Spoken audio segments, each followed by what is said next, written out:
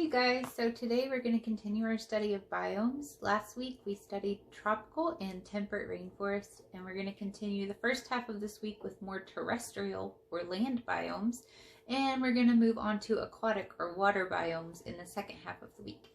So we'll start this week by reading about a very dry part of the land called deserts, and we're going to see just what they are all about. And the Cat in the Hat knows a lot about that.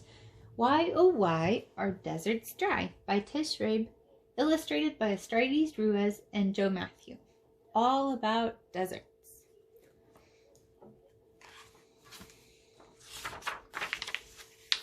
Why, oh why, are deserts dry? I'm the Cat in the Hat, and today's the day that we're off to see deserts. Let's leave right away. You may think that deserts are empty and bare, but you'll be surprised by the things we'll find there. Insects and lizards, flowers and snow. Want to see for yourself? Buckle up, let's go. Why are deserts dry? I'll be glad to explain. There are very few clouds above them to bring rain. Without clouds, there is nothing to block the sun's light or hold in the heat, so it gets cold at night. The air is so dry, any rain deserts get dries up right away, so they do not stay wet. Without water, surviving in deserts is rough. Plants, insects, and animals need to be tough.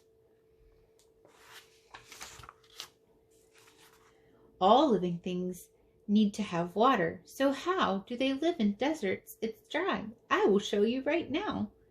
Desert plants must find water. Some have ways to store it. Roots spread out to find it or reach down deep for it.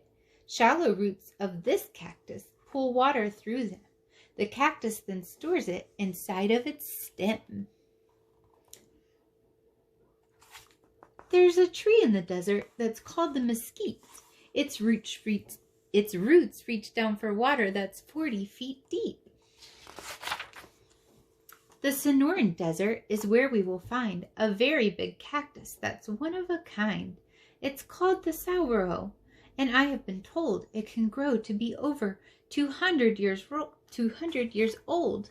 A cactus, you see, has deep pleats in its skin, but they will expand when water flows in. It soaks up the water, then quickly swells like a sponge. It stores water in some of its cells. Sharp spines protect it. Just how they do it, they make sure some animals don't try to chew it. The Gila woodpecker knows very well that a cactus will serve as a perfect hotel. She pecks a small hole, then slips inside. It's cool and it gives her a safe place to hide. When she's ready to leave, well, I have little doubt someone else will move in after she moves out.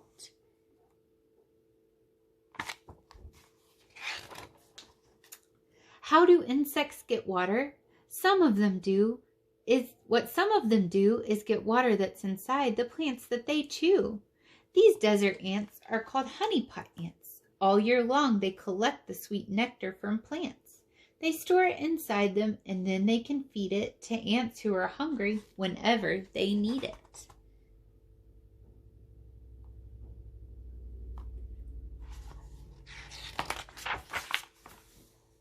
The Nam Desert gets rain rarely, and yet fog comes from the sea and makes everything wet. Here the fog-basking beetle has a way to survive, getting water it needs to help it stay alive.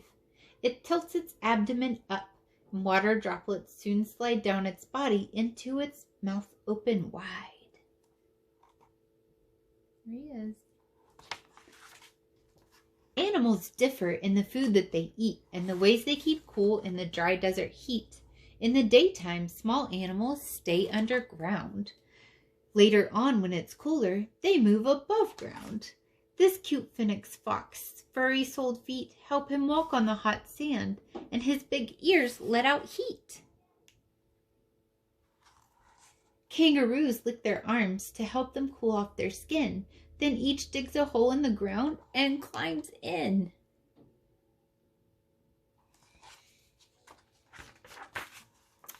We asked this lizard how he spends his days. Each morning he's warmed by the sun's gentle rays. By midday it's hotter and it's time to hide. He slips into his burrow and goes deep inside. In the late afternoon he's back in the sun. It is now hot and some day is almost done. Then he's back in his burrow to sleep through the night. He'll be up with the sun just as soon as it's light.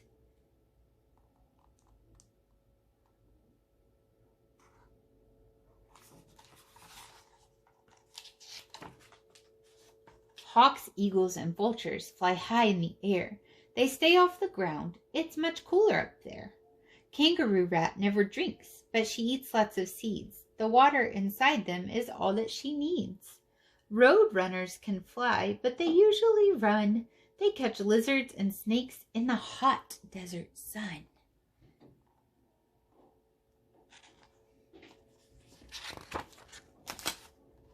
The Sahara Desert, geographers say, is almost as big as the whole USA.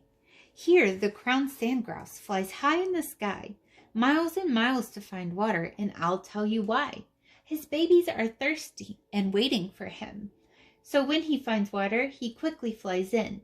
He soaks his feathers until they are wet. This water is all that his babies will get.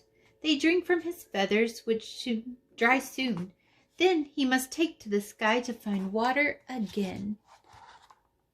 The baby's drinking from the feathers.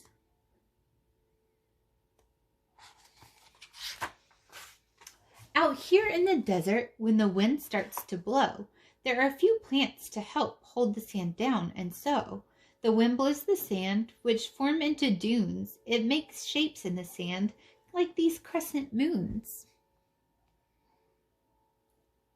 What's this nomad wearing? It's called a burnous. It protects him from sun. It's long and it's loose. People called nomads spend their whole lives here. They move place to place and keep moving all year. In the Mojave Desert, plants bloom, grow, and die, but they leave seeds behind in the ground, and that's why. When it rains, these seeds burst into flowers so bright.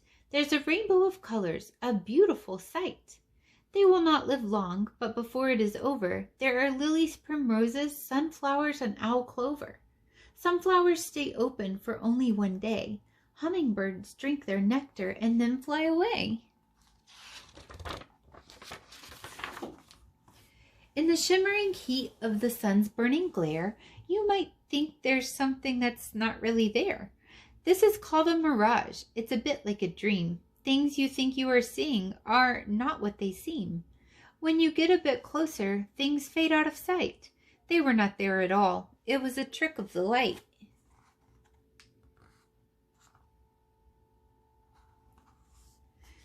In a dry, dusty desert, if you suddenly see something green up ahead, like some plants or a tree, this is called an oasis, where these plants are growing. Somewhere in the ground, there is water that is flowing.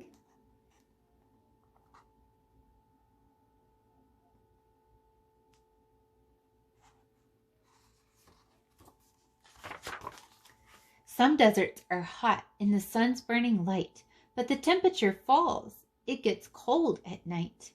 Then the world comes alive with owls, foxes, and bats, coyotes and rabbits, mice, deer, and rats. Nocturnal animals come out, and soon they search to find food by the light of the moon. Before the sun rises, they all disappear. You would think that all the animals never were here. Lots of nocturnal animals in the desert come out at night to avoid that horrible heat during the day. Not all deserts are hot. The next place we'll go is the Gobi, and here we will find ice and snow. This Bactrian camel is happy to meet you. Some camels have one hump. Bactrians have two. If he goes a long time without eating or drinking, the humps on his back will steadily start shrinking. They're not filled with water, but instead contain fat. When he can't eat or drink, he keeps going on that. I filled up my bathtub and filled up my sink. That's about what at one time what a camel can drink. He can drink 30 gallons of water, and then he can go a whole week before he drinks again.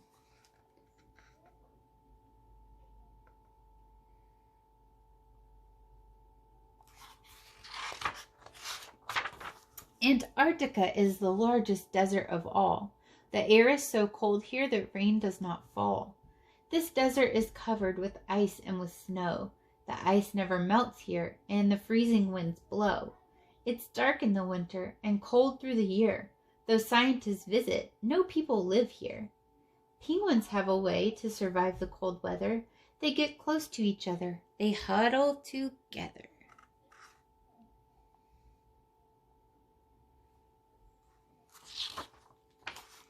Today you've seen things that few people will see, and I'm so happy you saw them with me. A desert, it's true, is a harsh habitat, but I hope you've discovered that it's much more than that. No day in a desert is ever the same, and once you've been there, you're glad that you came. In the back, just like our other nonfiction books, there's a glossary that tells us what some of the words in the book mean. So this book did a pretty good job of explaining words that we might not have understood. Remember that the glossary is always alphabetized, and that means they go in A, B, C order, just like the alphabet. You can check out the glossary in some of your books at home. This book is a cool one because unlike some of our other nonfiction books, it also included an index. And an index means that if you don't want to read the whole book, but you thought one topic was pretty neat, say you want to learn more about kangaroos, you can look right here. You can find the word kangaroos. It's also alphabetized. So you can look for the K's, find kangaroos, and you'll know that they're on page 21. So that's pretty neat that this book included the index. Hope you guys like learning about deserts. And if you're in my class, you can look on your paper and color your desert square with some plants and animals that we learned about in the desert.